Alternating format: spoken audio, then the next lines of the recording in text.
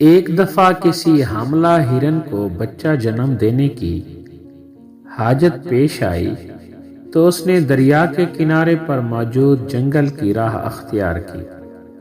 پھر یوں ہوا کہ اچانک موسم خراب ہو گیا، آسمان سے بجلی گری تو جنگل میں آگ لگ گئی۔ گھبراہٹ میں ہرن نے جان بچانے کے لیے آس پاس دیکھا تو ایک شکاری نشانہ بنا رہا تھا، دوسری طرف شیر تھا۔ ہرن کو الجھن ہوئی کہ اس پھیلتی ہوئی آگ میں جل کر مرنا ہوگا یا دریا میں ڈوب کر جان دینی ہوگی، یا شکاری مار دے گا یا پھر شیر اپنی بھوک مٹانے کے لیے نوالا بنا دے گا۔ ہر سمت خطرہ ہے، فرار کی کوئی راہ نہیں۔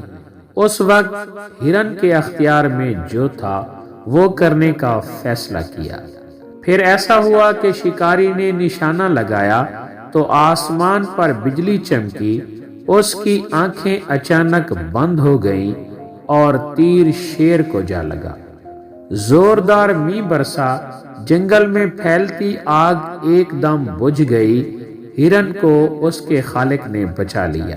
زندگی میں جب کبھی مشکلات و مصائب چاروں طرف سے گھیر لیں تو اس وقت وہ کام کریں جو آپ کر سکتے ہیں، باقی چیزیں اس ذات کے لیے چھوڑ دیں جس نے نظام عالم کو چاروں طرف سے گھیر رکھا ہے۔ وہی آپ کی حفاظت کرے گا انشاءاللہ۔